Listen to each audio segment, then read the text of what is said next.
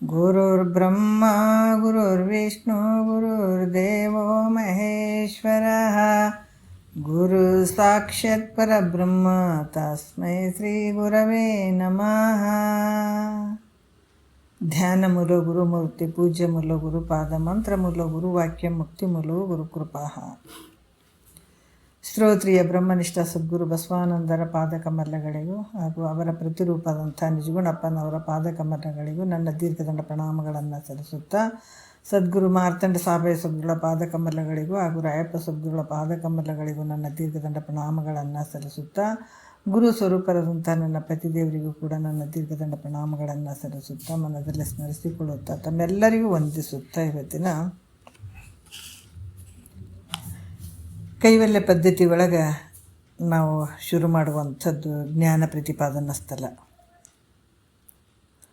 ಇಂದಿನ ವಿಚಾರದಲ್ಲಿ 5 ಸ್ಥಳಗಳ ಬಗ್ಗೆ ನಾವು ಸ್ವಲ್ಪ ನೋಡ್ದಂಗಾಯಿತು ನಿನ್ನೆಯ ವಿಷಯದಲ್ಲಿ.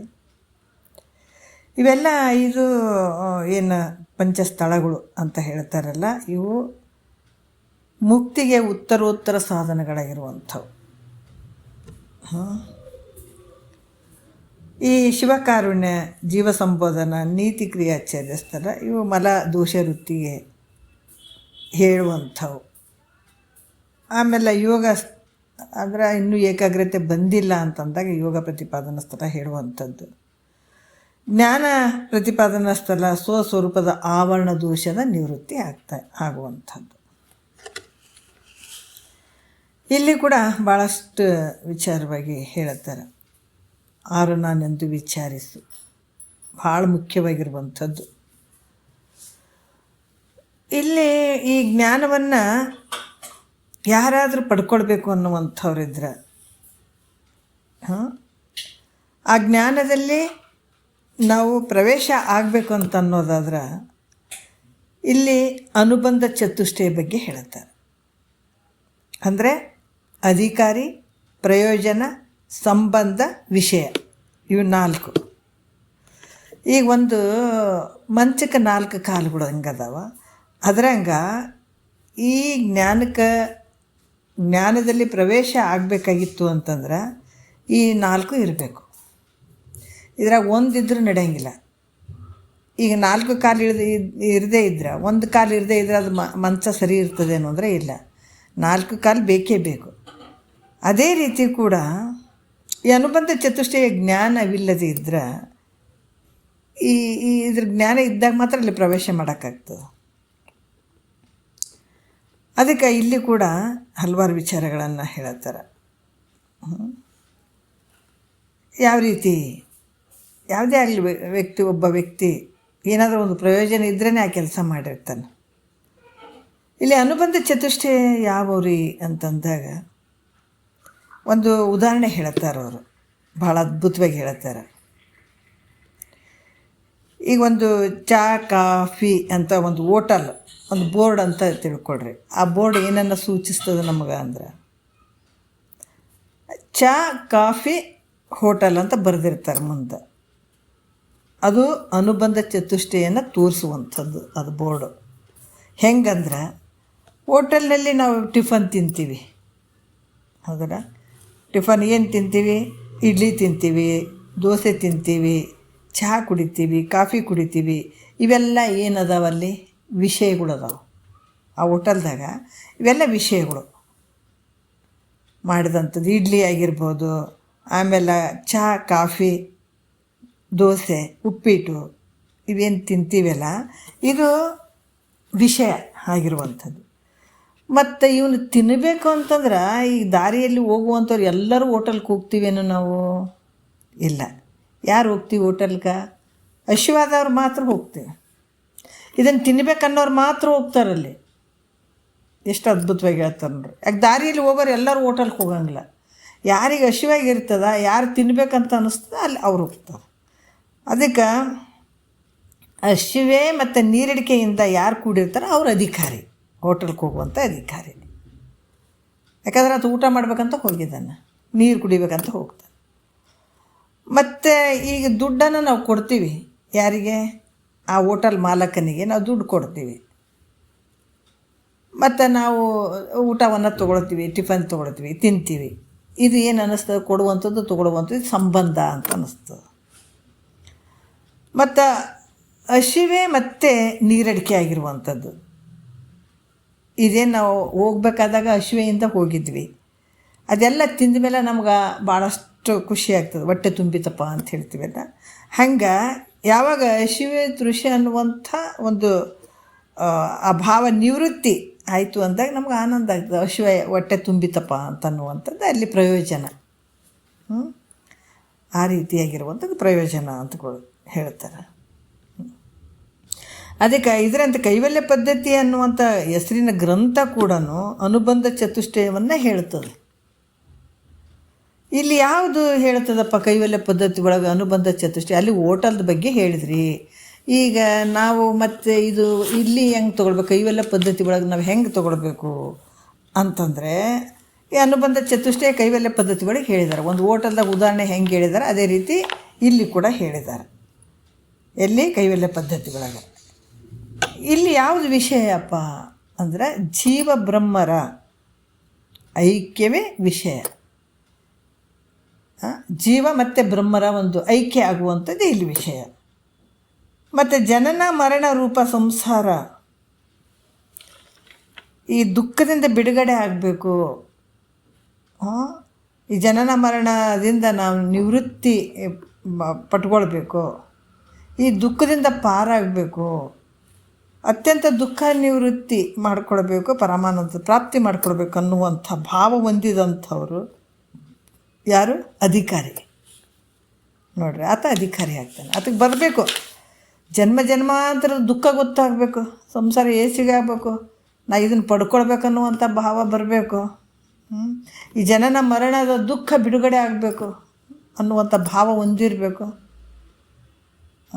ಈ ರೀತಿ ಇದ್ದಾಗ ಆತ ಈ ಗ್ರಂಥಕ್ಕೆ ಅಧಿಕಾರಿ ಆಗ್ತಾನೆ. ಮತ್ತು ಇಲ್ಲೇನು ಹೇಳ್ತಾರೆ? ಜ್ಞಾನಕ್ಕೂ ಮತ್ತು ಬ್ರಹ್ಮಕ್ಕೂ ಪ್ರತಿಪಾದಕ ಪ್ರತಿಪಾದ್ಯ ಸಂಬಂಧ ಇರುವಂಥದ್ದು. ಜ್ಞಾನಕ್ಕೂ ಮತ್ತು ಬ್ರಹ್ಮಕ್ಕೂ ಪ್ರತಿಪಾದಕ ಮತ್ತು ಪ್ರತಿಪಾದ್ಯ, ಅದು ಪ್ರತಿಪಾದಕ ಮಾಡಿಸುವಂಥದ್ದು ಮತ್ತು ಪ್ರತಿಪಾದನೆ ಮಾಡುವಂಥದ್ದು, ಈ ರೀತಿಯ ಸಂಬಂಧ ಇರುವಂಥದ್ದು. ಈ ರೀತಿ ಯಾವಾಗ ಜ್ಞಾನ ಮತ್ತು ಬ್ರಹ್ಮಕ್ಕೂ ಈ ಪ್ರತಿಪಾದ್ಯ ಸಂಬಂಧ ಏನಿರ್ತದಲ್ಲ, ಇದರಿಂದ ಮಾಡ್ತಾ ಈ ಜ್ಞಾನದಿಂದನೇ ನಮಗೇನಾಗ್ತದೆ? ನಮ್ಮ ಸ್ವಸ್ವರೂಪ ಜ್ಞಾನವನ್ನು ತಿಳ್ಕೊಳ್ಳುವಂಥದ್ದಾಗ್ತದೆ.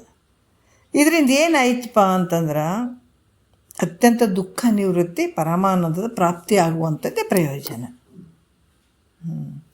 ನಾವು ಜ್ಞಾನ ಅಂದರೆ ನಾವು ತಿಳ್ಕೊತ ಹೋಗುವಂಥದ್ದು, ಅಲ್ಲಿ ಬ್ರಹ್ಮಜ್ಞಾನ ಅಳವಡ್ತದೆ, ಹೌದಲ್ಲ? ಅಲ್ಲಿ ಯಾಕಂತಂದರೆ ಇದು ಪ್ರತಿಪಾದಕ ಮತ್ತು ಪ್ರತಿಪಾದ್ಯ, ಆ ರೀತಿ ಸಂಬಂಧ ಇರುವಂಥದ್ದು. ಇಲ್ಲಿ ಅದರಿಂದ ಬರ್ತಾ ಏನಾಗ್ತದಪ್ಪ ಅಂತಂದ್ರೆ ಅತ್ಯಂತ ದುಃಖ ನಿವೃತ್ತಿ, ಪರಮಾನಂದ ಪ್ರಾಪ್ತಿ ಪ್ರಯೋಜನ ಆಗಿರುವಂಥದ್ದು. ನೋಡಿ, ಈ ರೀತಿ ಇದು ಅನುಬಂಧ ಚತುಷ್ಟಯ. ಅದರಿಂದ ಜ್ಞಾನ ಸ್ಥಳಕ್ಕೆ ಅದಕ್ಕೆ ಪ್ರತಿಯೊಬ್ಬರು ಇಲ್ಲಿ ವಿಚಾರ ಮಾಡುವಂಥದ್ದು ಯಾವುದು ಅಂತಂದ್ರೆ ಮೊದಲ ಅಧಿಕಾರಿಯನ್ನು ಹೇಳುತ್ತಾರೆ. ಮತ್ತು ಜ್ಞಾನವನ್ನು ಹೇಳುವಂಥವ್ರು ಯಾರು? ನೋಡ್ರಿ, ಮೊದಲ ಜ್ಞಾನ ಹೇಳುವಂಥವ್ರು ಯಾರು, ಕೇಳುವವರು ಯಾರು, ಅವರು ಹೆಂಗಿರ್ತಾರೆ ಹೆಂಗಂತ ಕೇಳಿದರೆ ಇಲ್ಲಿ ಕೂಡ ಗುರು ಎಂತತ ಸ್ತೋತ್ರ. ಯಾಕಂತಂದ್ರೆ ಇಲ್ಲಿ ಕೂಡ ಹಲವಾರು ವಿಚಾರಗಳನ್ನು ಹೇಳ್ತಾರೆ. ಗುರು ಹೆಂಗಿರಬೇಕು, ಶಿಷ್ಯ ಹೆಂಗಿರಬೇಕು, ಅವರ ಅಧಿಕಾರದ ವಿಚಾರಗಳನ್ನು ಅವ್ರು ಹೇಳ್ತಾರೆ. ಯಾವ ರೀತಿ ಭಿನ್ನ ಅದಾರ ಗುರುಗಳು ಕೂಡ ಯಾವ ರೀತಿ ಇರ್ತಾನಂದ್ರೆ ಶ್ರೋತ್ರಿಯ ಬ್ರಹ್ಮನಿಷ್ಠನಾದಂಥ ಸದ್ಗುರುವೇ ಜ್ಞಾನೋಪದೇಶವನ್ನು ಮಾಡೋಕ್ಕೆ ಸಾಧ್ಯ ಅದ, ಆತನೇ ಯೋಗ್ಯ ಇರುವಂಥವನು.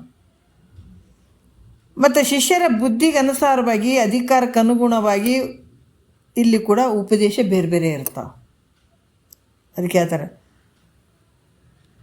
ನೋಡಿ ಮಾತನಾಡಿ ಬುದ್ಧಿ ಉದ್ಧರಿಪನ. ನೋಡಿ ಮಾತನಾಡಿ ಬುದ್ಧಿ ಉದ್ಧರಿಪನ. ಸದ್ಗುರುನಾಥ ಯಾರ್ಯಾರ ಬುದ್ಧಿಗೆ ಅನುಸಾರವಾಗಿ ಅವ್ರವ್ರು ಹೆಂಗಿರ್ತಾರ ಅವರವ್ರ ಭಾವಕ್ಕನುಗುಣವಾಗಿ ಅವರು ಉಪದೇಶ ಮಾಡ್ತಾರೆ. ಉಪದೇಶದಲ್ಲಿ ಕೂಡ ಭೇದ ಇರ್ತದೆ, ಯಾಕಂದರೆ ಅವರವರು ಒಂದು ಭಾವಕ್ಕೆ ತಕ್ಕಂಗೆ ಆ ಉಪದೇಶ ಭೇದ ಮೂಲಕ ಗುರುಗಳಾದರೂ ಕೂಡ ಬೇರೆ ಬೇರೆ ಇದ್ದಾರೆ. ಅವ್ರ ಭಾವ ಹೆಂಗದ, ಅವ್ರ ಉಪದೇಶ ಬೇರೆ ಭೇದದ ಮೂಲಕ ಗುರುಗಳಾದರೂ ಕೂಡ ಬೇರೆ ಬೇರೆ ರೀತಿಯಿಂದ ಇದ್ದಾರೆ ನೋಡ್ರಿ. ಅದಕ್ಕೆ ಇಲ್ಲಿ ಕೂಡ ಅವರ ಬುದ್ಧಿಗೆ ಅನುಸಾರವಾಗಿ ಗುರುಗಳು ಅದನ್ನು ಹೇಳ್ತಾರೆ. ಈಗ ಕೆಲವರು ಭಾಳಷ್ಟು ಗುರುಗಳ ಹತ್ರ ಎಲ್ಲ ಕೇಳೋರು ಬರ್ತಾರೆ, ಮನೆ ಸಂಸಾರ ವಿಷಯ ಕೇಳೋಕೆ ಬರ್ತಾರೆ, ಮತ್ತು ಕೆಲವೊಂದು ತಮ್ಮ ಬಗ್ಗೆ ಕೇಳೋಕೆ ಬರ್ತಾರೆ, ಈ ಪರಮಾರ್ಥದ ವಿಚಾರಗಳನ್ನು ಕೇಳೋಕೆ ಬರ್ತಾರೆ. ನಾನಾ ರೀತಿಯಿಂದ ಭೋಗಾದಿ ವಸ್ತುಗಳನ್ನು ಬಯಸಿ ಬರುವಂಥವ್ರು ಭಾಳ ಜನ ಅದಾರ. ಪರಲೋಕದ ಸ್ವರ್ಗಾದಿ ಭೋಗಗಳನ್ನು ಅನುಭವಿಸ್ಬೇಕು ಯಾವ ರೀತಿ ಅಂತ ಕೇಳೋರು ಬರ್ತಾರೆ, ನಾನಾ ರೀತಿಯಿಂದ ಅಲ್ಲಿ ಬರ್ತಾರೆ. ಅದಕ್ಕೆ ಇಲ್ಲಿ 1ನೇ ಪದದಲ್ಲಿ ಗುರುಗಳ ಬಗ್ಗೆ ಹೇಳ್ತಾರೆ, ಹೆಂಗಿರ್ತಾರೆ ಅನ್ನುವಂಥದ್ದನ್ನು. ಗುರುಗಳು ಯಾವ ರೀತಿ ಅವರು ಭೇದದ ಮೂಲಕ ತೋರ್ತಾರೆ, ಅಥವಾ ಅವ್ರಿಗೆ ಉಪದೇಶ ಯಾರ್ಯಾರ ಒಂದು ಭಾವಕ್ಕನುಗುಣವಾಗಿ ಅವ್ರ ಉಪದೇಶಗಳು ಹೆಂಗಿರ್ತಾವ, 6 ಥರದ ಒಂದು ಗುರುಗಳು ಹೆಂಗಿರ್ತಾರೆ ಅನ್ನುವಂಥದ್ದನ್ನು ನಾವು ಈಗ ಭಾಳಷ್ಟು ಅದ್ಭುತವಾದಂಥ ವಿಚಾರ ಹೇಳ್ತಾರೆ. ಯಾಕಂದ್ರೆ ನಮಗೆ ಗುರುಗಳು ಹೆಂಗಿರ್ತಾರೆ, ಯಾವ ಗುರುಗಳಿಗೆ ಹೆಂಗಿರಬೇಕು, ಯಾವ ಗುರುಗಳು ಹೆಂಗಿರ್ತಾರೆ, ಅವ್ರು ಹೆಂಗಿರ್ಬೇಕು ಅನ್ನುವಂಥದ್ದು ನಮಗೇನು ಗೊತ್ತಿರೋಂಗಿಲ್ಲ. ಎಲ್ಲ ಅದ್ಭುತವಾಗಿ ನಿಜಗೊಂಡ್ರೆ ಹೇಳ್ತಾರೆ. 1ನೇ ಪದದಲ್ಲಿ ಹೇಳ್ತಾರೆ, 6 ತೆರನಾದ ಭಾವಕರಿಗನುಗುಣವಾಗಿ ತೋರುವ ಗುರುಕುಲದಿರವನು ಪೇಳುವೆನು ಇಂತೊಲಿದು ಅಂತ ಹೇಳ್ತಾರೆ ಅವರು. ಯಾವ ರೀತಿ ಹೇಳ್ತಾರಪ್ಪ ಅಂದ್ರೆ 6 ತೆರನಾದ್ರೆ 6 ರೀತಿಯಿಂದ ಈ ಜ್ಞಾನವನ್ನು ಪಡ್ಕೊಳ್ಳುವಂಥ ಶಿಷ್ಯರಿಗೆ ಅವರವರ ಬುದ್ಧಿಗೆ ಅನುಸಾರವಾಗಿ ತೋರುವಂತಹ ಈ ಗುರುಗಳ ಒಂದು ಸಮೂಹ. ಅಂದ್ರೆ ಈ ಶಾಲೆಯಲ್ಲಿ ವಿದ್ಯಾರ್ಥಿಗಳು ಅವ್ರ ಬುದ್ಧಿ ಹೆಂಗದ, ಅವರ ಬುದ್ಧಿಗೆ ಅನುಸಾರವಾಗಿ ಅವರ ಅಧಿಕಾರಕ್ಕೆ ಅನುಗುಣವಾಗಿ ಆಯಾ ಒಂದು ಕ್ಲಾಸಲ್ಲಿ ಆಯಾ ವಿಷಯಗಳನ್ನು ತಿಳಿಸ್ತಾ ಹೋಗ್ತಾರೆ. ಈ ರೀತಿಯಿಂದ ಹೋಗೋದ್ರಿಂದ ಅಲ್ಲಿ ಮೇಷ್ಟ್ರುಗಳು ಕೂಡ ಭಿನ್ನ ಭಿನ್ನವಾಗಿ ಗೋಚರ ಆಗ್ತಾರೆ, ಹೌದಿಲ್ಲ? ಬೇರೆ ಬೇರೆ ಸಬ್ಜೆಕ್ಟ್ಗಳು ಬೇರೆ ಬೇರೆ ವಿಷಯಗಳನ್ನು ಸ್ಕೂಲ್ನಲ್ಲಿ ಮಕ್ಕಳಿಗೆ ಹೇಳ್ತಾ ಹೋಗ್ತಾರೆ. ಹಾಗೆ ಕೂಡ ಇಲ್ಲಿ ಕೂಡ ಶಿಷ್ಯರ ಬುದ್ಧಿಗೆ ಅನುಸಾರವಾಗಿ ಉಪದೇಶ ಕೂಡ ಭೇದವಾಗಿರ್ತದೆ. ಶಿಷ್ಯರ ಉಪದೇಶ ಕೂಡ ಅವರಿಗೆ ಅವರವ್ರ ಬುದ್ಧಿಗೆ ಅನುಗುಣವಾಗಿ ಉಪದೇಶ ಕೂಡ ಭೇದವಾಗಿರ್ತದೆ. ಅದರಿಂದ ಗುರುಗಳಾದರೂ ಕೂಡ 6 ಪ್ರಕಾರ ನೋಡ್ರಿ, ಗುರುಗಳಾದರೂ ಕೂಡ 6 ಪ್ರಕಾರದಿಂದ ಭೇದವಾಗಿ ತೋರ್ತಾರೆ. ಅಂದರೆ ಭಿನ್ನವಾಗಿ ಇದ್ದಾರೆ, ಭೇದವಾಗಿ ಇದ್ದಾರೆ. 6 ಗುರುಗಳು ಯಾರು, 6 ಪ್ರಕಾರದ ಗುರುಗಳು ಯಾರದಾರ?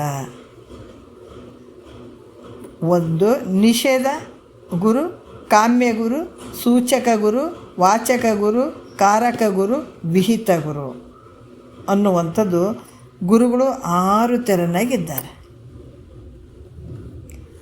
ಯಾಕಂತಂದ್ರೆ ಈ 6 ಥರದ ಗುರುಗಳೂ ಇದ್ದಾರ, ಅಥವಾ ಒಬ್ಬ ಶಿಷ್ಯನಿಗೆ ಒಬ್ಬ ಗುರುವೇ ಭಿನ್ನ ಭಿನ್ನವಾಗಿ ತಿಳಿಸುತ್ತಾ ಹೋಗೋದ್ರಿಂದ ಅದಕ್ಕೆ 6 ಹೆಸರುಗಳು ಬರ್ತಾವಂತ ಕೂಡ ಅರ್ಥ ಮಾಡಬಹುದು.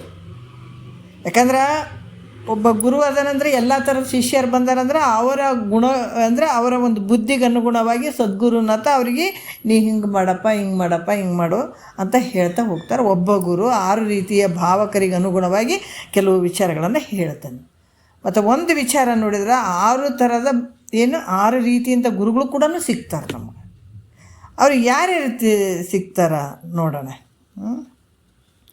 ಇಲ್ಲಿ ಹೇಳ್ತಾರೆ ನಿಷೇಧ ಮತ್ತು ಕಾಮ್ಯ ಗುರು ಯಾರು, ಫಸ್ಟಿಂದ ಹೇಳ್ತಾರೆ. ನಿಷೇಧ ಗುರು ಅಂದರೆ ಯಾರು ಮತ್ತು ಕಾಮ್ಯ ಗುರು ಅಂದರೆ ಯಾರು?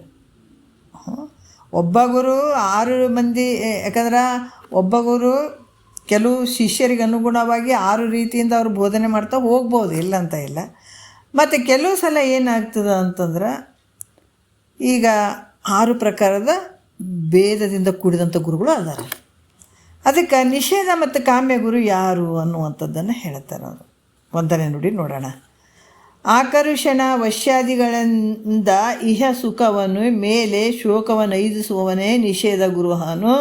ಬೇಕೆನಿಸುವ ಸಂಪದವನು ತನಗಿಲ್ಲಿ ಮುಂದೆ ಪರಲೋಕದ ಲೇಸನ್ನು ಕೊಡುವನೇ ಕಾಮ್ಯ ಗುರು ಅಹನು ಅಂತ ಹೇಳ್ತಾರೆ. ಆಕರ್ಷಣ ನೋಡ್ರಿ ಅಂದ್ರೆ ಮೋಹಗೊಳಿಸುವಿಕೆ. ಆಕರ್ಷಣ ಅಂದ್ರೆ ವಶ್ಯಾದಿ ಅಂದ್ರೆ ಇಲ್ಲಿ ಸಿದ್ಧಿಗಳನ್ನು ಮಾಡಿಕೊಂಡು ಮಾಡ್ತಾರೆ ನೋಡ್ರಿ. ಯಾವ ರೀತಿ ರಾಜ್ಯವಶ, ಜನವಶ, ವಶೀಕರಣ ಮಾಡ್ಕೋತಾರೆ ನೋಡ್ರಿ. ಈ ರೀತಿಯಿಂದ ಇರುವಂಥದ್ದು. ಮತ್ತು ಇವ್ರು ಹೆಂಗೆ ಮಾಡ್ತಾರಂದ್ರೆ ಅನ್ಯರಿಗೆ ಮರುಳುಗೊಳಿಸಿ, ಬೇರೆದವ್ರಿಗೆ ಮರುಳುಗೊಳಿಸಿ ಅವರಲ್ಲಿದ್ದಂಥ ಈ ಒಂದು ದುಡ್ಡು, ಸಂಪತ್ತು, ಬಂಗಾರ ಇವೆಲ್ಲ ಅಪಾರ ಮಾಡುವಂಥದ್ದು. ಅಂದ್ರೆ ಅದನ್ನು ಕಳ್ತನ ಮಾಡುವಂಥದ್ದು, ತಗೊಳ್ಳುವಂಥದ್ದು. ಜನರನ್ನು ಮತ್ತು ರಾಜರನ್ನು ಜನರ ವಶೀಕರಣ ಅಂತ ಹೇಳ್ತಾರೆ. ರಾಜ್ಯ ವಶೀಕರಣ, ವಶ ಮಾಡ್ಕೊಳ್ಳೋದು, ಸ್ತ್ರೀ ವಶೀಕರಣ ಮಾಡ್ಕೊಳ್ಳುವಂಥದ್ದು, ಇಂಥವೆಲ್ಲ ಇರ್ತಾವೆ. ಅದಕ್ಕೆ ಜನರನ್ನು ಮತ್ತು ರಾಜರನ್ನು ತಾನು ಹೇಳಿದಂಗೆ ಕೇಳುವಂತೆ ಮಾಡಿಕೊಳ್ಳುವಂಥದ್ದು ಅದು ಒಂದು. ಜನರು ಹೇಳಿದಂಗೆ ಕೇಳಬೇಕು. ಇವಿಲ್ಲೇನ್ರಿ ಅಂದ್ರೆ ಅಥರ್ವಣ ವೇದದಾಗ ಇವೆಲ್ಲ ಬರ್ಕೊಂಡು ಬಂದಿದ್ದಾರೆ. ಆದರೆ ಅದು ಸರಿ ಏನಂತಂದ್ರೆ ಅದು ಸರಿಯಲ್ಲ. ಈಗ ಅದನ್ನೇ ಹೇಳ್ತಾ ಇದ್ದಾರೆ ಅವರು. ಈಗ ಇನ್ನೊಬ್ರನ್ನ ವಶೀಕರಣ ಮಾಡ್ಕೊಳ್ಬೇಕು, ಅವ್ರು ನಾವು ಹೇಳ್ದಂಗೆ ಕೇಳಬೇಕು, ಕುಂದ್ರಂದ್ರೆ ಕುಂದಿರ್ಬೇಕು, ನಿಂದ್ರಂದ್ರೆ ನಿಂದಿರಬೇಕು. ಈ ರೀತಿ ವಶ ಮಾಡಿಕೊಳ್ಳುವಂಥದ್ದು, ಪರಸ್ತ್ರೀಯನ್ನು ಒಲಿಸಿಕೊಳ್ಳುವಂಥದ್ದು, ಇವು ಮೊದಲಾದ ಇವು ಏನಂದರೆ ಕೆಟ್ಟ ಕೆಲಸಗಳಿವು, ಹೀನ ಕಾರ್ಯಗಳಿವು. ಇದನ್ನು ಈ ಹೀನ ಕಾರ್ಯಗಳಲ್ಲಿ ಯಾರು ತೊಡಗಿರ್ತಾರ ಆತ ಏನು ಹೇಳುತ್ತಾನೆ ಈ ವಿಚಾರಗಳನ್ನು ಹೇಳುವಂಥವನು. ಅದಕ್ಕೆ ಈತಗೇನು ಹೇಳ್ತಾರಪ್ಪ ಅಂತಂದ್ರೆ ನಿಷೇಧ ಗುರು ಅಂತ ಹೇಳ್ತಾರೆ. ಇದನ್ನು ಬಿಟ್ಟು ಬಿಡಬೇಕು ಈ ರೀತಿ ಇದ್ದಂಥದ್ದು. ಅದಕ್ಕೆ ಇಲ್ಲಿ ಕೂಡ ಏನು ಹೇಳ್ತಾರೆ, ಅಲ್ರಿ ಇಂಥ ಗುರು ನಿಷೇಧ ಗುರು, ಇದನ್ನು ಬಿಟ್ಟು ಬಿಡಬೇಕು. ಅದಕ್ಕೆ ಇಂಥ ನಿಷಿದ್ಧ ವ್ಯವಹಾರದಲ್ಲಿ ಯಾವುದು ಇದು ಮಾಡಲೇಬಾರ್ದು ಅನ್ನುವಂಥ ಕೆಲಸದಲ್ಲಿ ಈತ ನಿರತನಾಗಿದ್ದಾನೆ. ನಿಷಿದ್ಧವಾಗಿರುವಂಥ ನಿಷಿದ್ಧ ವ್ಯವಹಾರದಲ್ಲಿ ಆತ ನಿರತನಾಗಿದ್ದಾನಲ್ಲ, ಆತ ಗುರು ಆಗಕ್ಕೆ ಸಾಧ್ಯ ಗುರು ಆಗಬಹುದಾ ಅಂತ ಶಂಕೆ ಮಾಡಿದರೂ ಕೂಡ ಅದಕ್ಕೆ ಹಿಂಗೆ ಹೇಳ್ತಾರೆ. ಏನು ಅದಕ್ಕೆ ಈತ ನಿಷೇಧ ಗುರು ಅಂತಂದ್ರೆ ಕೂಡ ಈತ ಗುರು ಅಂತ ಹೆಂಗೆ ಆಗ್ತಾನೆ, ಮತ್ತು ಇನ್ನೊಬ್ರಿಗೆ ತೊಂದರೆ ಕೊಡ್ತಾನೆ ಮಾಡ್ತಾನಂತಂದ್ರೆ ಮತ್ತು ಈತ ಗುರು ಆಗಕ್ಕೆ ಸಾಧ್ಯ ಏನು ಅಂತಂದ್ರೆ ಅದಕ್ಕೆ ಉತ್ತರ ಹೇಳ್ತಾರೆ. ಇವರು ಒಂದು ಯಾವ ರೀತಿಲಿಂದ ಹೇಳ್ತಾರೆ ಅಂತಂದ್ರೆ, ದ್ರವ್ಯದ ಆಸೆ ಅಂತಂದ್ರೆ ಸಂಪತ್ತು ಮಾಡಬೇಕು, ದುಡ್ಡು ಮಾಡಬೇಕು, ಆಸ್ತಿ ಮಾಡಬೇಕು ಅನ್ನುವಂಥ ಆಸೆಯಿಂದ ಅನೇಕ ಹಿಂಸೆ, ಕಳುವು, ಜೂಜಾಟ, ಪಾಪದ ಕರ್ಮಗಳಲ್ಲಿ ತೊಡಗಿರ್ತಾರೆ ಅವರು. ನೋಡ್ರಿ, ಯಾಕಂದ್ರೆ ಅನೇಕ ರೀತಿಯ ಒಂದು ಹಿಂಸೆ ಮಾಡುವಂಥದ್ದು ಜನರಿಗೆ. ದುಡ್ಡು ಸಂಪಾದನೆ ಮಾಡಬೇಕು ಅಂತ ಅನ್ನುವಂಥ ಆಸೆಯಿಂದ ಕೂಡಿಕೊಂಡು ಕಳ್ಳತನ ಮಾಡುವಂಥದ್ದು, ದರೋಡೆ ಮಾಡುವಂಥದ್ದು, ಒಬ್ರಿಗೆ ಹೊಡೆಯುವಂಥದ್ದು, ಸಾಯಿ ಹೊಡೆಯುವಂಥದ್ದು, ಒಂದಲ್ಲ ಎರಡಲ್ಲ ಅನೇಕ ಪಾಪಕರ್ಮಗಳಲ್ಲಿ ಭಾಗಿಯಾಗಿರ್ತಾರೆ. ಆತನನ್ನು ಸನ್ಮಾರ್ಗಕ್ಕೆ ತರೋದಕ್ಕಾಗಿ ಗುರುಗಳು ಉಪದೇಶ ಮಾಡ್ತಾರೆ ಆತನ್ನು. ಯಾಕಂದ್ರೆ ಭಾಳ ಹಿಂಸೆ ಮಾಡ್ತಿರ್ತಾನೆ, ಡೈರೆಕ್ಟ್ ಹೋಗಿ ಹೊಡಿತಿರ್ತಾನೆ, ಬಡಿತಿರ್ತಾನೆ, ಭಾಳ ಚಿತ್ರ ಹಿಂಸೆ ಕೊಡ್ತಿರ್ತಾನೆ ಬೇರೆದ್ರಿಗೆಲ್ಲ. ಅದಕ್ಕೆ ಇದನ್ನು ತಿಳ್ಕೊಂಡು ಕೇಸಿ ಗುರುಗಳು ಉಪದೇಶವನ್ನು ಮಾಡ್ತಾರೆ. ಏನಂದ್ರೆ, ನೋಡಪ್ಪ, ಈ ರೊಕ್ಕ ರೂಪಾಯಿ ಆಸ್ತಿ ಸಂಪತ್ತಿಗಾಗಿ ಹಿಂಸೆ ಕಳ್ಳತನ ಮಾಡ್ತೀಯಲ್ಲ, ಪಾಪಕ್ಕೆ ಯಾಕೆ ಗುರಿ ಆಗ್ತಿ? ಅವ್ರಿಗೆ ಹೊಡೆದು ಸಾಯಿ ಹೊಡಿಯೋದು ಮಾಡಬಾರ್ದು ಮಾಡ್ತೀಯಲ್ಲ, ಇಂಥ ಪಾಪದ ಕೆಲಸಗಳಿಗೆ ನೀ ಯಾಕೆ ಗುರಿ ಆಗ್ತಿ? ಇವುಗಳನ್ನು ಮಾಡಬೇಕಾದ್ರೂ ಕೂಡ ನಿನಗೆ ನೀ ಸುಮ್ಮನೆ ಮಾಡಾಕತ್ತಿ ಅಂದ್ರೆ ಭಾಳ ಕಷ್ಟಪಡ್ಬೇಕಾಗ್ತದೆ, ನೀನು ಭಾಳ ಕಷ್ಟಪಡ್ಬೇಕಾಗ್ತದ.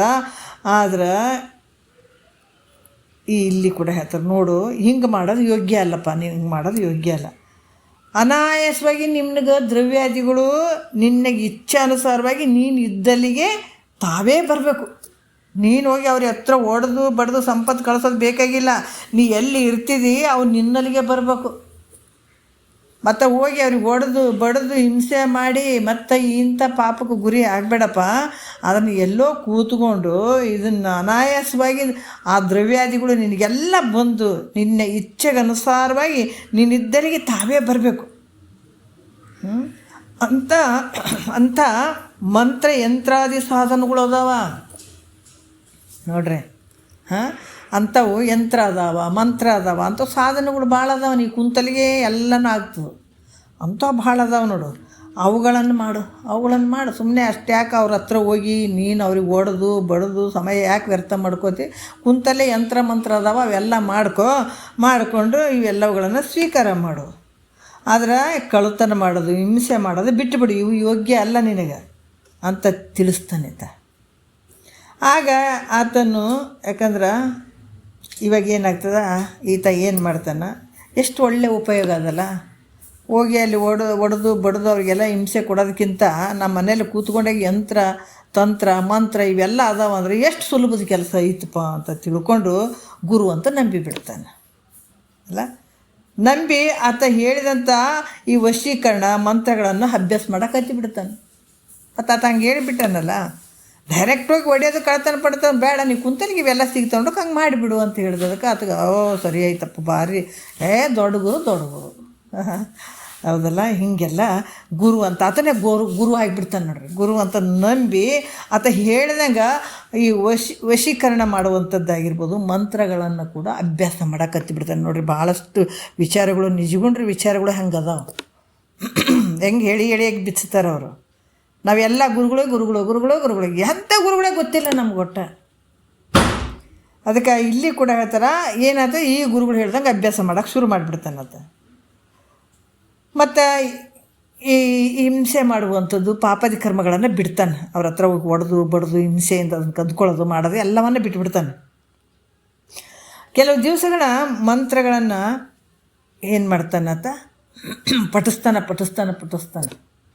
ಅವ್ರು ಹೇಳ್ದಂಗೆ ಯಂತ್ರ ಮಂತ್ರ ಇವೇನೇನು ಮಾಡ್ಬೇಕಾಯ್ತು ಎಲ್ಲ ಮಾಡ್ತಾನೆ. ಆದರೂ ಕೂಡ ಸಿದ್ಧಿ ಆಗಲಿಲ್ಲ. ಎಷ್ಟು ಮಾಡ್ತಾನಂದ್ರೂ ಕೂಡ ಅಲ್ಲಿ ಸಿದ್ಧಿ ಆಗಲಿಲ್ಲ. ಆಗ ಆತ ಏನು ಬರ್ತಾನೆ ಗುರುಗಳ ಹತ್ರ ಬರ್ತಾನೆ.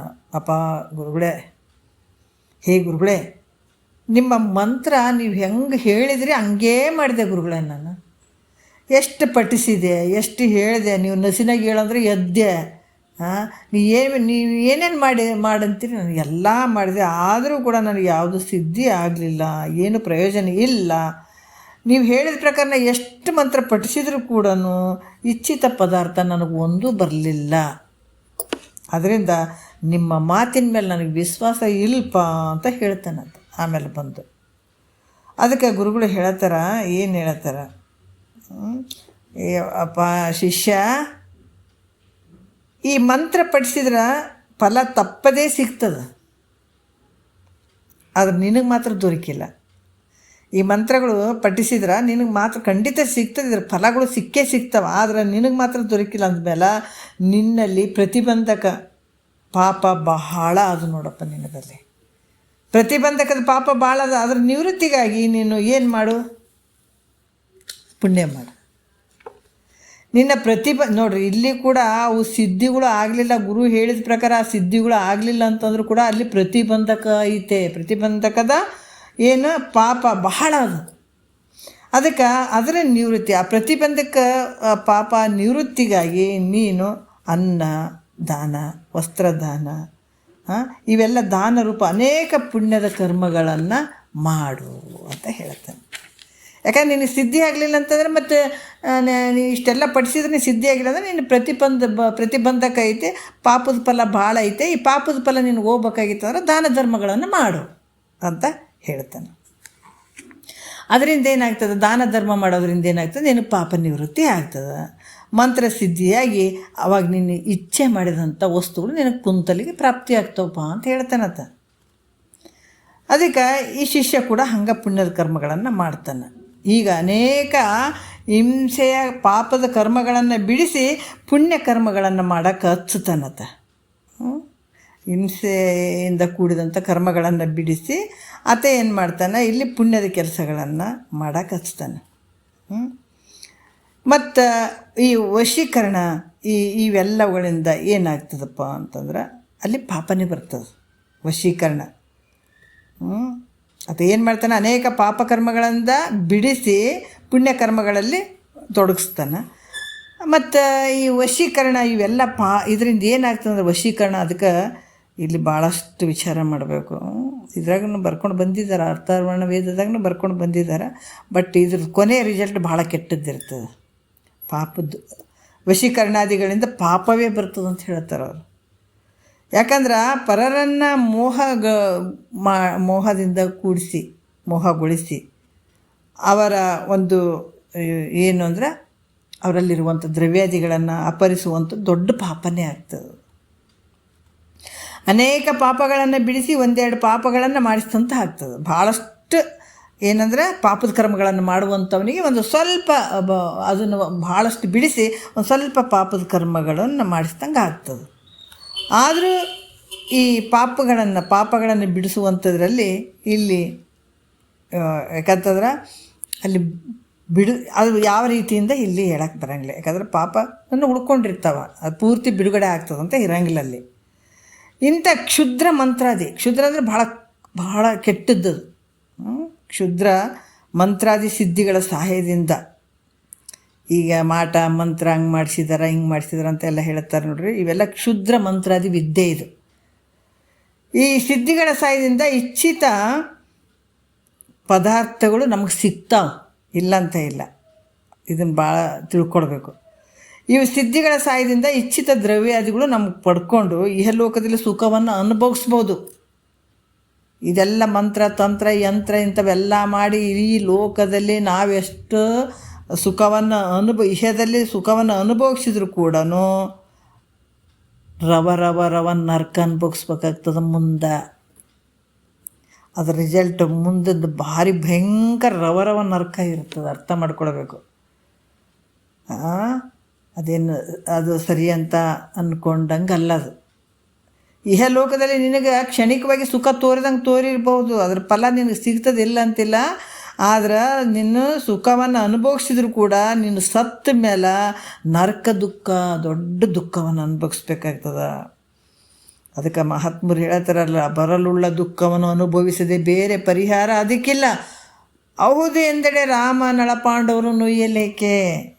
ನೀವು ಒಂದನ್ನು ಅದನ್ನು ಏನು ನಿನ್ನ ಕಷ್ಟವನ್ನು ಒಂದನ್ನು ನೀನು ತೆಗಿಲಿಕ್ಕೆ ಹೋದ್ರೆ ಡಬ್ಬಲ್ ತ್ರಿಬ್ಬಲ್ ಬರ್ತದಲ್ಲಿಗೆ ದುಃಖ. ಅದಕ್ಕೆ ಇಲ್ಲಿ ಕೂಡ ಸತ್ತ ಮೇಲೆ ಏನಾಗ್ತದೆ, ಈ ಥರ ಮಾಡೋರಿಗೆ ನರಕ ದುಃಖವನ್ನು ಅನುಭವಿಸ್ಬೇಕಾಗ್ತದೆ. ಯಾಕಂದ್ರೆ ವಶೀಕರಣ ಮಂತ್ರಾದಿಗಳಿಂದಲೂ ಪಾಪವೇ ಆಗ್ತದೆ. ಇನ್ನೊಬ್ಬರನ್ನ ವಶೀಕರಣ ಮಾಡ್ಕೊಡುವಂಥದ್ದು, ವಶೀಕರಣ ಈ ಮಂತ್ರಗಳಿಂದ ಏನಾಗ್ತದೆ, ನಿನಗೆ ಪಾಪನೇ ಆಗ್ತದೆ. ಅದರಿಂದ ನಿನಗೆ ಯಾವ ಸುಖನೂ ಇಲ್ಲ. ಅದಕ್ಕೆ ತಕ್ಕಂತೆ ನರಕ ದುಃಖವನ್ನು ಅನುಭವಿಸ್ಬೇಕಾಗ್ತದೆ. ಮತ್ತು ಇದು ಅಲ್ದ ಆ ಪಾಪದ ಜೊತೆಗೆ ಮತ್ತು ಮುಂದೆ ನಿನಗೇನಾದ್ರೆ ನರಕ ತಪ್ಪಂಗಿಲ್ಲ. ಇದಂತೆ ಗ್ಯಾರಂಟಿ ಬರೆದಿಟ್ಕೋಬೇಕು.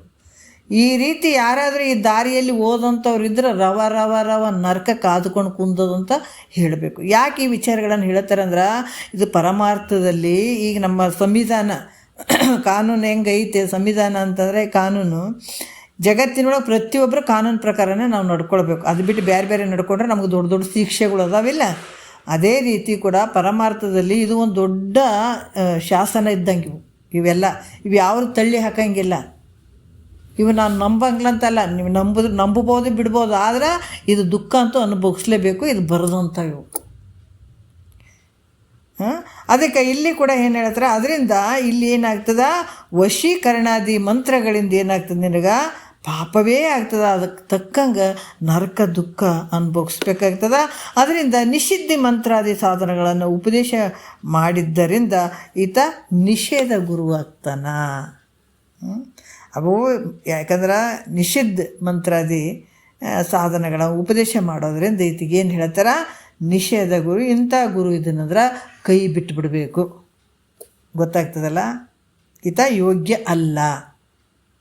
ಈತ ನಿನ್ನನ್ನು ಇಂಥ ಮುಕ್ತಿ ಸ್ಥಾನಕ್ಕೆ ಕರ್ಕೊಂಡು ಹೋಗಂತ ಇದು ಯೋಗ್ಯ ಅಲ್ಲ, ಇದು ನಿಷೇಧ ಗುರು ಅಂತ ಇದನ್ನು ಬಿಟ್ಟುಬಿಡಬೇಕು ಅನ್ನುವಂಥದ್ದು. ಮತ್ತು ಇಲ್ಲಿ ಕೂಡ ಬಳಿಕ ಗುರುಗಳು ಶಿಷ್ಯನನ್ನು ಕುರಿತು, ಶಿಷ್ಯ ನೀನು ಇಲ್ಲಿ ಸುಖಿಯಾಗಿ, ಯಾಕಂತಾರೆ ಇಲ್ಲಿ ಕೂಡ ಹೇಳ್ತಾರೆ, ಏನು ಹೇಳ್ತಾರೆ, ಇಲ್ಲಿ ಸುಖಿಯಾಗಿ ನರಕದಲ್ಲಿ ದುಃಖಿ ಆಗಬೇಕಾಗ್ತದೆ ಇದನ್ನು ಮಾಡೋದ್ರಿಂದ. ಇಲ್ಲಿ ನೀನು ಸುಖ ಕಂಡಂಗೆ ಆಗ್ತದೆ, ಅದರ ನರಕದಲ್ಲಿ ನೀನು ಮುಂದೆ ನರಕನೇ ಗತಿ ಆಗ್ತದೆ. ಅದರಿಂದ ಈಗ ಮಾಡುವಂಥದ್ದು ಸರಿಯಲ್ಲಪ್ಪ. ಮತ್ತೇನಂದ್ರೆ ಅವ್ರು ಹೇಳ್ತಾರೆ, ಇಲ್ಲಿಯೂ ಸುಖವಾಗಿರ್ಬೇಕು, ಮುಂದೆನೂ ನೀನು ಸುಖವಾಗಿರ್ಬೇಕು ಅಂಥ ಸಾಧನಗಳು ಅದಾವ. ಅದರಿಂದ ನೀನು ವಶೀಕರಣಾದಿಗಳನ್ನು ಬಿಟ್ಬಿಡು.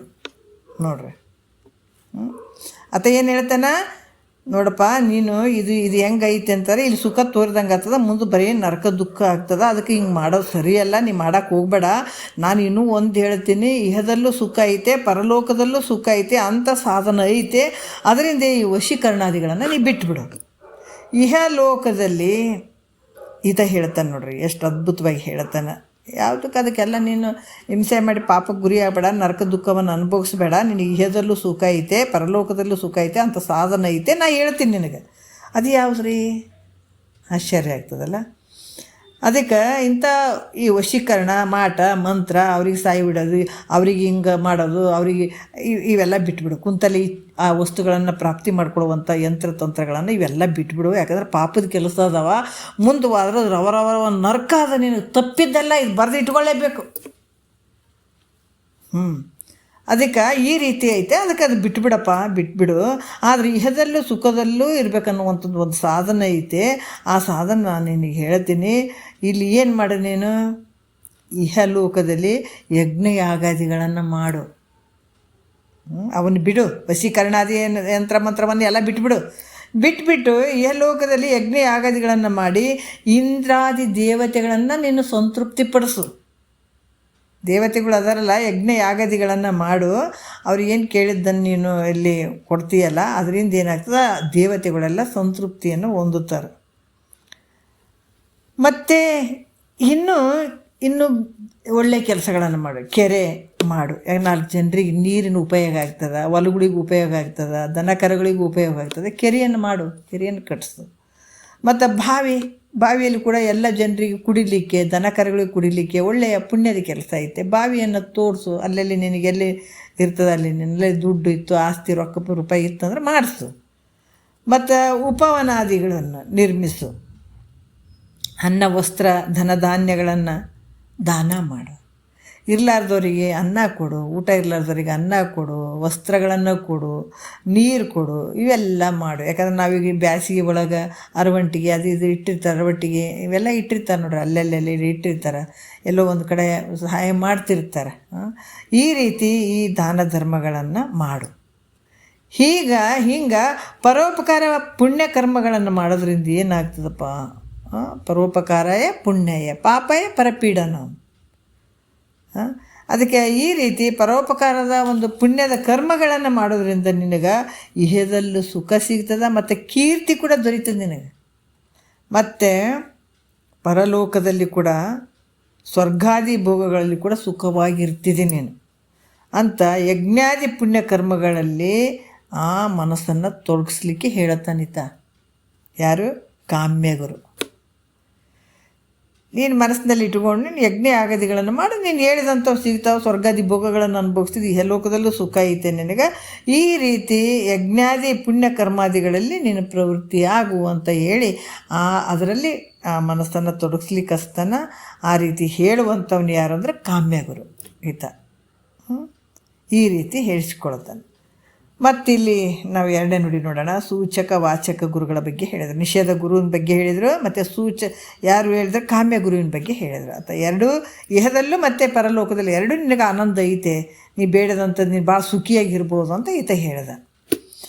ಇಲ್ಲಿ ಯಜ್ಞಯಾಗದಿಗಳನ್ನು ಮಾಡು, ಇವೆಲ್ಲ ಮಾಡು ಅಂತ ಈತ ಹೇಳಿದ. ಈಗ ನಾವು 2ನೇ ನುಡಿಯಲ್ಲಿ ನೋಡೋಣ ಸ್ವಲ್ಪ. ಭೇದಗತಿಗಳು ಹೇಯವೆಂದು ಶಮದಾಂತ್ಯಾದಿ ಸಾಧನವನ್ನು ಕುರಿ ಹಿಡಿಯುವನೇ ಸೂಚಕ ಗುರುಹಾನು ವೇದ ಅನುಮತವೆನಿಸಿ ತತ್ವ ಸಂಪ್ರೀತಿಯನ್ನೇ ಬೋಧಿಸಿ ತಿಳುಹುವ ಕುಶಲನೇ ವಾಚಕ ಗುರು ಅಂತ ಇಲ್ಲಿ ಸೂಚಕ ವಾಚಕ ಗುರು ಬಗ್ಗೆ ಹೇಳ್ತಾರೆ.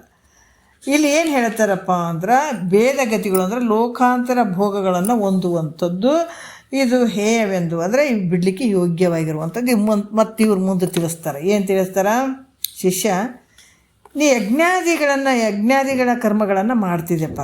ಶಿಷ್ಯನನ್ನು ಕುರಿತು ಗುರುಗಳು ಹೇಳ್ತಾರೆ. ಹೌದು, ಯಜ್ಞ ಯಾಗಾದಿಗಳನ್ನು ಮಾಡೋದ್ರಿಂದ ಲೋಕದಲ್ಲಿ ಈಗ ಇರ್ತೀವಲ್ಲ, ಲೋಕ ಅಂದರೆ ಈಗ ಇರ್ತೀವಲ್ಲ, ಈ ಲೋಕ, ಪರಲೋಕ ಅಂದರೆ ಮುಂದೆ ಹೋಗ್ತೀವಲ್ಲ, ಸ್ವರ್ಗಾದಿ ಭೋಗಗಳು ಅನುಭವಿಸೋಕೆ ಅಲ್ಲಿ ಇವು ಮಾಡೋದ್ರಿಂದ ಏನಾಗ್ತದೆ? ಇವೆರಡರಿಂದ ನಿನಗೆ ಆನಂದ ಐತೆ, ಸುಖ ಐತೆ ಅಂತ ಹೇಳಿದ್ದಾರೆ. ಅದರ ಕುರಿತು ಗುರುಗಳು ಹೇಳಕತ್ತಾರ.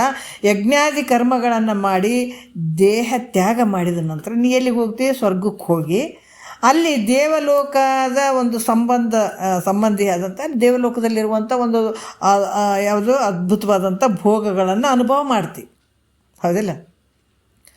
ಇಲ್ಲಿ ಸುಖ ಪಡ್ತಿದೆ, ಮುಂದೆ ಏನು ಸ್ವರ್ಗಾದಿ ಭೋಗಗಳು ಕೂಡ ಅಲ್ಲಿ ಅನುಭವಿಸ್ತಿದೆ. ಒಳ್ಳೆ ರೀತಿಯಿಂದ ದೇವಲೋಕ ಸಂಬಂಧಿಯಾದಂಥ ಏನೇನು ಅನುಭವ ಭೋಗದ ವಸ್ತುಗಳದಾವ ಅವೆಲ್ಲ ಅನುಭವ ಮಾಡ್ತಿದೆ. ಆದ್ರೆ ಅದು ಸತ್ಯ ಅಲ್ಲಿ ಯಾವತ್ತೂ ಇರ್ತೀಯೇನು ನೀನು? ಸ್ವರ್ಗಾದಿ ಇಹಲೋಕದ ಭೋಗಗಳು ಸತ್ಯ ಅದಾವೇನು? ಇವು ನೀ ಭೋಗಿಸುವಂಥದ್ದು ಪ್ರತಿಯೊಂದು ಯಾವತ್ತು ಇರ್ತದೇನು? ಇಲ್ಲ. ಒಂದು ಸಲ ಬಿಟ್ಟು ಹೋಗವನು. ಅಲ್ಲಿ ಪರಲೋಕದಲ್ಲಿ ಹೋದರೂ ಕೂಡ ಸ್ವರ್ಗಾದಿ ಭೋಗಗಳು ಯಾವತ್ತೂ ಸತ್ಯವಾಗಿರ್ತಾವೇನೋ? ಇಲ್ಲ. ಮತ್ತು ನಿನ್ನ ಪುಣ್ಯ ತೀರಿದ ನಂತರ ಹೋಗಿತಾರ. ಅದಕ್ಕೆ ಅಲ್ಲಿ ದುಃಖಗಳಿಂದ ಕೂಡಿದವ ಯಾವುದಪ್ಪ ಅಂದ್ರೆ ಸಾತಿಶಯ ಕ್ಷಯ ಪತನ ದುಃಖದಿಂದ ಕೂಡಿದವ. ಅದಕ್ಕೆ ಮತ್ತೇನಾಗ್ತದ? ಇದರಿಂದ ನೀನು ಸುಖ ಐತೇನು ಅಂತಂದರೆ ಇಲ್ಲ. ಪುನಃ ಮತ್ತೆ ಜನನ ಮರಣ ಈ ದುಃಖವನ್ನು ಹೊಂದಬೇಕಾಗ್ತದೆ ನೀನು. ಇವೆರಡೂ ಶಾಶ್ವತ ಅಲ್ಲ, ಇದು ಯೋಗ್ಯ ಅಲ್ಲ. ಅದಕ್ಕೆ ಇಹ ಪರದ ಏನು ಸುಖಗಳು ಎರಡು ಹೆಂಗದಾವ ಅಂದ್ರೆ ಅನಿತ್ಯದಿಂದ ಕೂಡಿದಾವೆ. ಇವು ಶಾಶ್ವತರ. ಇಹದಲ್ಲೂ ನಾವು ಪಡುವಂಥ ಏನು ನಾವು ನೋಡ್ರಿ ಎಷ್ಟೊಂದು ಸುಖದಿಂದ ಇರ್ತೀವಿ ಅಂದ್ರೆ ಯಾವತ್ತೂ ಇರ್ತೀವೇನು ಅಂತಂದ್ರೆ ಇಲ್ಲ. ಕಾಣ್ತಾನೆ ಅದು ಕೂಡ ನಾಶ ಆಗ್ತದೆ. ದುಃಖನೂ ನಾಶ ಆಗ್ತದೆ, ದುಃಖವಾಗಿ ಸುಖ ಬರ್ತದೆ, ಸುಖ ನಾಶ ಆಗ್ತದೆ, ಮತ್ತು ದುಃಖ ಬರ್ತದೆ. ಹಿಂಗೆ ಇದು ಯಾವುದು ಶಾಶ್ವತ ಅಲ್ಲ. ಒಂದು ಸಲ ಮತ್ತು ಇದನ್ನು ಈ ಲೋಕವನ್ನು ಬಿಟ್ಟು ಪರಲೋಕಕ್ಕೆ ಹೋಗೋದು.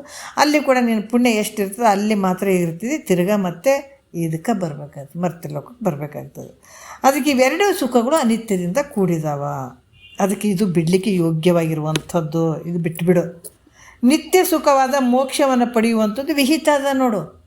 ಇವು ಯಾವ ಬರೇ ತೋರ್ತಾವ ಅಡಗ್ತಾವ, ನಿಜವಾದ ಸುಖಗಳು ಅಲ್ಲ. ಇಹದಲ್ಲಿರುವಂಥ ಸುಖನೂ ನಿತ್ಯವಾಗಿರುವಂಥದ್ದಲ್ಲ, ಪರಲೋಕದಲ್ಲಿ ಸುಖನೂ ನಿತ್ಯವಾಗಿರುವಂಥದ್ದಲ್ಲ. ಆದರೆ ನಿತ್ಯ ಸುಖವಾದಂಥ ಮೋಕ್ಷವನ್ನು ಪಡೆಯುವಂಥದ್ದು ಭಾಳಷ್ಟು ಯೋಗ್ಯ ಆಯಿತು ನೋಡಪ್ಪ. ಅದರಿಂದ ನಿನ್ನ ಮನಸ್ಸನ್ನು ಇಂದ್ರಿಯಗಳನ್ನು ಸ್ವಾಧೀನದಲ್ಲಿಟ್ಟುಕೊಳ್ಳುವವನಾಗು ನೋಡು. ಅಂಥದ್ದೆಲ್ಲ ಬಿಟ್ಟುಬಿಡು. ನಿನ್ನ ಮನಸ್ಸಾಗಿರ್ಬೋದು, ನಿನ್ನ ಇಂದ್ರಿಯಗಳನ್ನಾಗಿರ್ಬೋದು ನಿನ್ನ ಸ್ವಾಧೀನದಲ್ಲಿ ಇಟ್ಕೋ. ಇಂದ್ರಿಯಗಳನ್ನು ನೀನು ಸ್ವಾಧೀನ ಹೆಂಗೆ ಬೇಕು ಹಂಗೆ ಬಿಡೋಕ್ಕೆ ಹೋಗಬೇಡ. ಈ ಮನಸ್ಸನ್ನು ಬಿಡೋಕ್ಕೆ ಹೋಗಬೇಡ, ಇಂದ್ರಿಯಗಳನ್ನು ಬಿಡೋಕ್ಕೆ ಹೋಗಬೇಡ.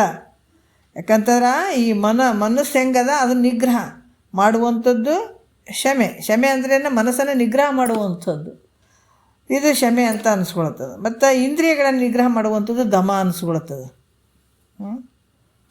ಇಂದ್ರಿಯಗಳನ್ನು ಮತ್ತು ನಿಗ್ರಹವೇ ದಮ. ಹೀಗೆ ಮೋಕ್ಷಕ್ಕೆ ಸಾಧನಗಳಾಗಿರುವಂಥದ್ದು ಯಾವುದು? ಶಮ, ದಮ, ಉಪರತಿ, ತಿತಿಕ್ಷೆ, ಶ್ರದ್ಧಾ ಇವೆಲ್ಲ ಸತ್ವಗುಣಗಳನ್ನು ಮೊದಲು ಮಾಡ್ಕೊ. ಈ ಮೋಕ್ಷಕ್ಕೆ ಸಾಧನ ಯಾಕಂದ್ರೆ ಸದಾಕಾಲ ಆನಂದ, ಯಾವಾಗಲೂ ಇರುವಂಥ ಆನಂದ ನೀ ಪಡ್ಕೊಳ್ಬೇಕಾಗಿತ್ತು ಅಂತಂದ್ರೆ ಇವನು ಮಾಡ್ಕೊ. ಏನು? ಶಮ, ದಮ, ತಿತಿಕ್ಷೆ, ಉಪರತಿ, ಶ್ರದ್ಧಾ, ಸಮಾಧಾನ ಇವೆಲ್ಲ ನೀ ಮಾಡ್ಕೊಳ್ಬೇಕಾಗ್ತದೆ. ಈ ರೀತಿ ಮಾಡ್ಕೊಂಡು ಸತ್ವಗುಣವುಳ್ಳಂಥವನಾಗುವಂಥ ಸೂಚನೆ ಮಾಡುವಂಥವ್ನು ಯಾರು? ಸೂಚಕ ಗುರು. ಈ ರೀತಿ ಹೇಳ್ತಾನೆ ನೋಡ್ರಿ ಮುಂದದ್ದು. ಅದ್ಭುತವಾಯ್ತು ಅದಂಥ ವಿಚಾರಗಳು ಇವು. ಈ ರೀತಿ ಸೂಚನೆ ಮಾಡ್ತಾನೆ. ಅವು ಬಿಟ್ಟುಬಿಡು. ಅವು ಸ್ವರ್ಗ ಇಲ್ಲಿನ ಇಹಲೋಕದ್ದು ಸುಖ ಶಾಶ್ವತ ಅಲ್ಲ, ಪರಲೋಕದ್ದು ಶಾಶ್ವತ ಅಲ್ಲ. ಅದು ಬಿಟ್ಟು ನಿನ್ನ ಮನಸ್ಸನ್ನು ನಿಗ್ರಹ ಮಾಡು, ಇಂದ್ರಿಯಗಳನ್ನು ಗೆಲ್ಲು. ಅದಕ್ಕೆ ಶಮ, ದಮ, ತಿತಿಕ್ಷೆ, ಉಪರತಿ, ಶ್ರದ್ಧಾ, ಸಮಾಧಾನ ಇವನ್ನೆಲ್ಲ ಮಾಡಿಕೊಂಡು ನೀನು ಯಾಕಂದ್ರೆ ಅಂಥ ಒಂದು ಮೋಕ್ಷ ಅದ ಆನಂದವನ್ನು ಪಡ್ಕೊಳ್ಳಿಕ್ಕೆ ಸಾಧ್ಯ ಆಗ್ತದೆ. ಈ ರೀತಿ ಸತ್ವಗುಣ ಉಳ್ಳಂಥವ್ನು ಆಗಪ್ಪ ಅಂತ ಸೂಚನೆ ಮಾಡುವಂಥವ್ನು ಯಾರು? ಸೂಚಕ ಗುರು ಈತ. ಮತ್ತು ಇಲ್ಲಿ ಕೂಡ ಹೇಳ್ತಾರೆ, ಈ ಶಮಾಧಿ ಗುಣಗಳಿಂದ ಸಹಿತನಾಗಿ ಇಲ್ರಿ. ಮತ್ತು ಗುರುಗಳು ಹೇಳ್ತಾರೆ ಶಿಷ್ಯನನ್ನು ಕುರಿತು, ಹೌದು ನಾನು ಮನಸ್ಸನ್ನು ನಿಗ್ರಹ ಮಾಡಿದ್ದೀನಿ, ನನ್ನ ಮನಸ್ಸು ಎಲ್ಲೂ ಹೋಗಂಗಿಲ್ಲ, ನಾನು ಎಲ್ಲ ಸತ್ವಗುಣ ಉಳ್ಳಂಥವು ನಾನು ಆಗಿದ್ದೀನಿ ಅಂತ ಸುಮ್ಮನೆ ಕೂಡ್ತೀಯೇನು? ಹಂಗೆ ಕುಂತರೂ ಪ್ರಯೋಜನ ಇಲ್ಲ. ನಾನು ಒಳ್ಳೆಯವನದೀನಿ, ಒಳ್ಳೆ ಗುಣಗಳನ್ನು ಮಾಡೀನಿ. ಭಾಳ ಜನ ಹೇಳ್ತಾರೆ, ಇಲ್ಲರಿ ನಾವು ಒಳ್ಳೆಯವರೇ ಅದೀವ್ರಿ, 4 ಮಂದಿಗೆ ದಾನ ಧರ್ಮ ಮಾಡ್ತೀವಿ, ನಮ್ಮಲ್ಲಿ ಒಳ್ಳೆ ಗುಣನೇ ಅದಾವ್ರಿ. ಅದಕ್ಕೆ ನಾವು ಯಾಕಂತಂದ್ರೆ ಈ ರೀತಿ ನಾವು ಕೇಳೋದು ಬೇಕಾಗಿಲ್ಲ, ಗುರು ಮುಖಾಂತರ ಕೇಳೋದೇನು ಬೇಕಾಗಿಲ್ಲ, ನಾವು ಆಲ್ರೆಡಿ ಒಳ್ಳೆಯವರೇ ಇದ್ದೀವಿ ಅಂತ ಅಂದ್ಕೊಳ್ತಾರೆ. ಆದರೆ ನೀವು ಬೇಕಾದಷ್ಟು ಸತ್ವಗುಣ ಉಳ್ಳಂಥವನಾದರೂ ಕೂಡ ಶಮಾಧಿ ಗುಣಗಳಿಂದ ಸಹಿತನಾಗಿದ್ದರೂ ಕೂಡ ನೀವು ಸುಮ್ಮನೆ ಕುಂತರೂ ಪ್ರಯೋಜನ ಇಲ್ಲ. ಏನು ಮಾಡಬೇಕು? ತತ್ವ ವಿಚಾರ, ತಾತ್ವಿಕ ವಿಚಾರವನ್ನು ಮಾಡು. ನಾನೆಲ್ಲ ಮಾಡ್ಕೊಂಡಿದ್ದೀನಿ, ಸತ್ವಗುಣಶಾಲಿ ಉಳ್ಳಂಥವನಾಗಿ ನಾನು ಸುಮ್ಮನೆ ಕುಂದ್ರಬೇಡ. ಆದರೆ ಮುಂದೇನು ಮಾಡು? ತತ್ವದ ವಿಚಾರ ಮಾಡು, ತಾತ್ವಿಕ ವಿಚಾರವನ್ನು ಮಾಡು. ಮತ್ತು ನೀ ಏನು ತಿಳ್ಕೊಂಡಿದ್ದೀವಿ? ಪ್ರತ್ಯಕ್ಷ ಕಾಣುವಂಥ ಈ ಜಗತ್ತು, ಭೂತ, ಭೌತಿಕ ಈ ಪ್ರಪಂಚ ಏನು ಕಾಣ್ತದಲ್ಲ, ನೀನು ನಿಜ ಅಂತ ತಿಳ್ಕೊಂಡಿದ್ದೀನಿ ನೀನು, ಹೌದಲ್ಲ? ಸತ್ಯ ಆದಂತಲೇ ನೀ ತಿಳ್ಕೊಂಡಿದ್ದಿ. ಅದಕ್ಕೆ ಇದು ಸತ್ಯ ಅಲ್ಲ. ಕಾಣುವಂಥ ಜಗತ್ತೇನು ಅದಲ್ಲೇ ಇದು ತೋರ್ತದೆ ನೋಡ್ರಿ, ಎಷ್ಟು ಅಂದವಾಗಿ ಚಂದವಾಗಿ ತೋರ್ತದ. ಎಲ್ಲನೂ ಹಿಡಿದಿಟ್ಕೊಂಡ್ಬಿಟ್ಟದೆ ಇದು ಮಾಯ ಅನ್ನುವಂಥದ್ದು. ಈ ಜಗತ್ತು ಹೆಂಗದಂದ್ರೆ ಎಲ್ಲರ ಅದರ ಒಂದು ಇದರಲ್ಲಿ ಅದ್ರ ಒಳಗಡೆನೇ ಇದ್ದೀವಿ ನಾವು. ಅದರಿಂದ ಹೊರಗೆ ಬರೋಕ್ಕೆ ನಮ್ಗೆ ಆಗ್ತಾಯಿಲ್ಲ, ಯಾಕಂದ್ರೆ ಎಲ್ಲ ಸತ್ಯ ಅಂತ ತಿಳ್ಕೊಂಡ್ಬಿಟ್ಟಿದ್ದೀವಲ್ಲ. ಅದಕ್ಕೆ ಮಹಾತ್ಮರು ಹೇಳ್ತಾರೆ ಇಲ್ಲಿ, ಇದು ಸತ್ಯ ಅಲ್ಲ, ಕಾಣುವಂಥ ಪ್ರಪಂಚ ನೀ ಸತ್ಯ ಅಂತ ತಿಳ್ಕೊಂಡಿದ್ದೆಲ್ಲ ಇದು ಸತ್ಯ ಅಲ್ಲ. ಇದು ಈ ತ್ರಿಪುಟಿ ದ್ವೈತ ಪ್ರಪಂಚಕ್ಕೆ ಸಾಕ್ಷಿಯಾಗಿರುವಂಥದ್ದು ಯಾವುದು ಐತೋ ಅದು ಅದ್ವೈತ ಅರು ಐತೆ ನೋಡಪ್ಪ. ನೋಡ್ರಿ, ತ್ರಿಪುಟಿ ಈ ದ್ವೈತ ಪ್ರಪಂಚಕ್ಕೆ ಸಾಕ್ಷಿಯಾಗಿರುವಂಥ ಅದ್ವೈತವಾದಂಥ ಅರಿವು ಯಾವುದು ಅದು ಸತ್ಯ ಅದ. ಸತ್ವ ರಜೋ ತಮ 3 ಗುಣಗಳು ಅದಾವ. ಜಾಗ್ರ ಸ್ವಪ್ನ ಸುಸುಪ್ತಿ 3 ಅವಸ್ಥೆಗಳು ಅದಾವ. ನೋಡ್ರಿ, ಇದೆಲ್ಲ ತೋರಿದ್ರು ಕೂಡ ಇದಕ್ಕೆಲ್ಲಕ್ಕೂ ಸಾಕ್ಷಿಯಾಗಿರುವಂಥವು ನೀನು ಅದ್ವೈತ ಸ್ವರೂಪ ಏಕನಾಗಿರುವಂಥವು ನೀನು. ಆ ಅರಿವಿನ ಸ್ವರೂಪನೇ ನೀನಿದೆ, ಅದು ಮಾತ್ರ ಸತ್ಯ ಅದ, ಉಳಿದದ್ದೆಲ್ಲ ಮಿಥ್ಯೆ ಅದು.